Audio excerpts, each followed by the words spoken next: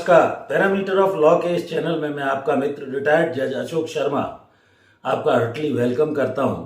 आज मैं एक महत्वपूर्ण दिल्ली हाई कोर्ट के डीबी का फैसला, जिसमें उन्होंने ये कहा है कि यदि पति पत्नी अर्निंग कर सकते हैं, पढ़े लिखे हैं और वो जानबूझकर ऐसा नहीं करते हैं, क्योंकि मेंटेनेंस का ये तो आप जानते ही हैं अधिकार दोनों को रहता है पाने का। अगर पति की कोई इनकम नहीं है, कोई सोर्स ऑफ अर्निंग नहीं है या पत्नी की नहीं है, तो सामान्यतः पत्नी कोर्ट में केस लगाकर भरण पोषण का दावा लगा देती है। उसके यदि बच्चे हैं, भरण पोषण सेक्शन 125 सीआरपीसी के अंतर्गत डोमेस्टिक वायलेंस का कोई केस लगा है तो भी भरण पोषण की मांग Hindu marriage and adoption maintenance act के तहत कोई ना कोई मामला लग ही जाता है। प्रायः ये आपको सबको पता है।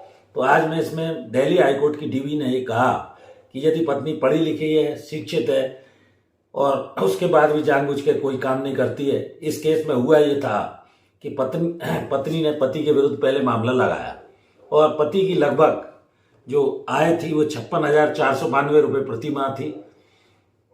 30,000 रुपये का मेंटेनेंस नीचे की कोर्ट ने अवार्ड किया। इसके अंदर पति का ये कहना था कोर्ट के समक्ष कि साहब, मेरे भाई के शादी के लिए मैंने कर्जा लिया है, मेरे माँ बाप हैं, अब मेरे पास अगर 56,492 रुपये में से मैं 30,000 रुपये से मेंटेनेंस दे दूंगा तो क्या बचेगा? मैं कैसे अपने घर का गुजर बसर करूंगा, कैसे लोन पटाऊंगा? पत्नी का ये कहना था कि मैं सोशल वर्क करती हूँ, मुझे उसमें कोई जीरो आमदनी है, इसलिए मुझे 30,000 रुपये दिलाया जाए। कोर्ट ने सारा कंसिडर करते हुए मेंटेनेंस 21,000 रुपये की राशि तय की।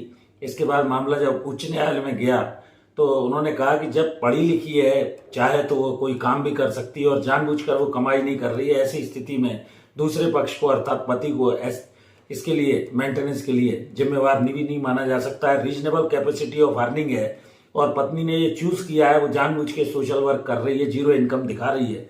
तो ऐसी स्थिति में 30,000 रुपये की जगह 21,000 रुपये मेंटेनेंस का और सारी परिस्थितियों का अवलोकन करते हुए कोर्ट ने कहा कि बीवी पढ़ी लिखी है, इसके लिए काम करने का उसका मन नहीं है, सारी रिस्पॉन्सिबिलिटी हम पत्नी पर नहीं डाल सकते हैं, ये पति पे नहीं डाल सकते हैं, ऐसा कहते हुए इस मामले को डिसाइड किया।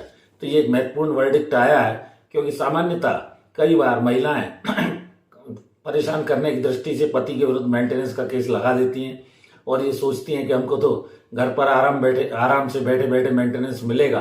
तो अब ये कुल मिलाकर डीबी का जो फैसला दिल्ली हाईकोर्ट का आया, उससे यह स्थिति स्पष्ट हो गई है कि चाहे पति हो या पत्नी हो, अगर सोर्स ऑफ अर्निंग है, पढ़ा लिखा है, कमा सकता है और जानबूझकर वो कमा नहीं रहा है, दूसरे को ये बर्डन दूसरे पे शिफ्ट करता है कि ये मुझे मेंटेनेंस दे, तो अब ऐसा नहीं चलेगा।